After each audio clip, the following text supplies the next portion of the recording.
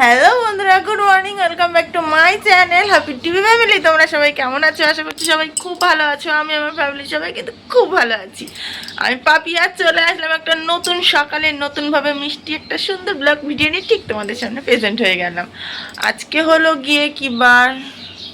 আজকে হলো গিয়ে শুক্রবার, আর এখন বাজে সকাল 7:30। এখন থেকে আমার নিউ ব্লগ স্টার্ট করে দিয়েছি। আর এখন কাজকর্ম বলতে কি হয়ে গেছে, শুধু উনুনটা নিকানো হয়েছে, ছাই তুলে বাসি আঁকা, আর হয়ে গেছে রান্নাঘরটা পরিষ্কার। আর রান্নাঘরটা পরিষ্কার হয়ে যেটা দৈনন্দিন কাজ, বড়মশাইকে চা খাইয়ে কাজে পাঠিয়ে দিয়েছি। তো ও চলে গেছে কাজে, আর এদিকে কাজকর্ম কিচ্ছু হয়নি, কিচ্ছু না, এতটুকু না। আর আজকের ওয়েদারটা একদম বাজে, মেঘলা হয়ে রয়েছে। বুঝতে পারছো কি আমি জানি না, কিন্তু একদম পুরো মেঘলা হয়ে রয়েছে, মনে হচ্ছে যেন এখনই জল আসবে, কিন্তু জলও না থলও না। এটা কি সিস্টেম আমি বুঝতে পারছি না। আজ গত 3 দিন ধরে এরকম ওয়েদার চলছে আমাদের এখানে।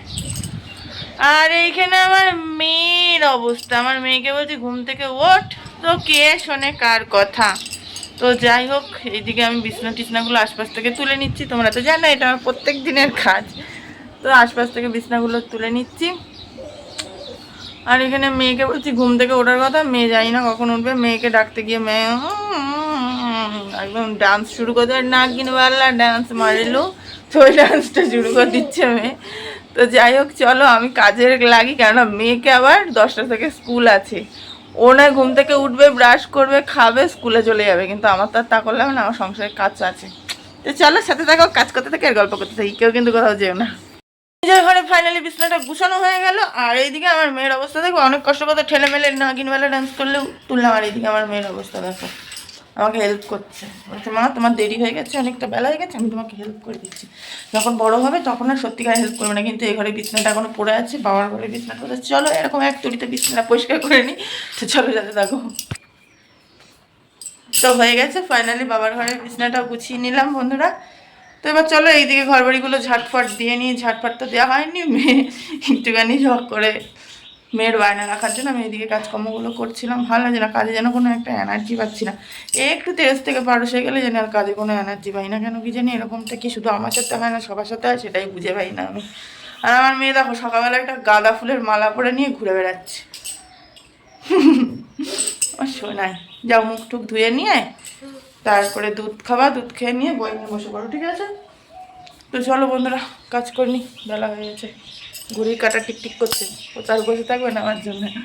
না, ঘড়ির কাঁটা আমার জন্য কেন, কারোর জন্যই বসে থাকে না কি, তাই তো বন্ধুরা? তো ঘড়ির কাঁটার সাথে তাল মিলিয়ে আমরা প্রত্যেকটা মানুষ চেষ্টা করি সেই তালে তাল মিলিয়ে চলার। তো এইদিকে এই দেখো আশিবাসি কাজে হাত দিয়েও দিয়েছি একটুখানি, সকালবেলা তোমাদের সাথে গল্প সল্প করে নিয়ে। তো এইদিকে যে কি এই নোংরাগুলো দেখছো বন্ধুরা, এখানে কি জানো, ওপরে আছে পায়রার বাসা।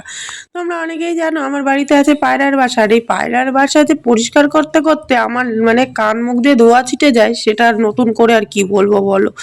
মানে যতবার আমি পরিষ্কার করবো পায়রাগুলো যেন ঠিক ততবারই আমার সাথে শত্রুতা করে নোংরা করবে। কি বলি, যে কোথা থেকে কাটি, কোথা থেকে ঝাঁটার কাটি, এই সমস্ত এনে এনে ঘরের মধ্যে ঢুকাবে। আর সে বাসার মধ্যে না ঢুকাতে পারলে সেগুলো সব কিছু নিচে পড়ে। তো সেগুলো আমি 50 বার ঝেঁটেই পরিষ্কার করতে থাকি।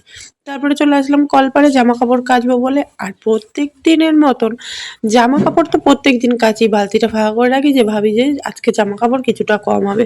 জানি না কোথা থেকে সে এক বালতি জামা কাপড় এসেই জড়ো হয়ে যায়।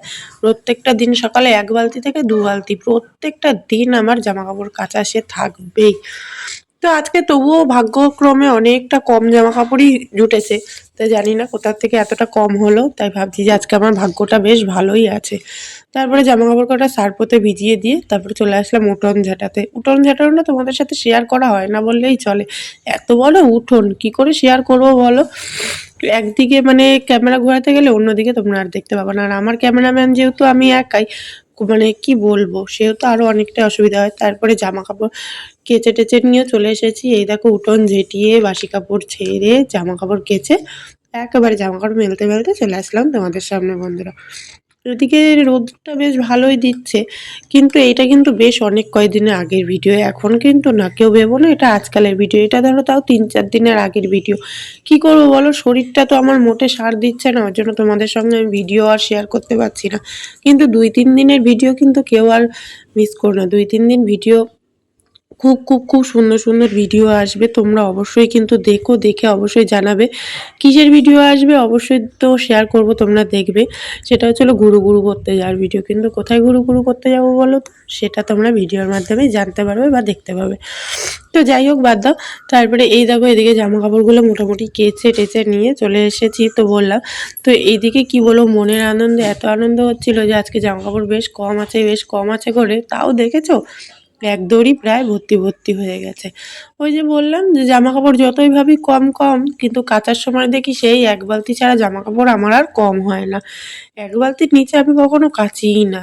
এত কষ্ট হোক, যাই হোক, বর্ষা হোক, বাদল হোক, বৃষ্টি হোক, এক বালতির নিচে কখনোই আমার কাছাকাছি হয় না। তো এদিকে জামা কাপড় কটা কেচে মেলে দিয়ে বাসটা উঁচু করে দিলাম, যাতে করে জামা কাপড়গুলো কারোর মাথায় না থাকে। তো এই কেমন বুদ্ধি বলো আমার।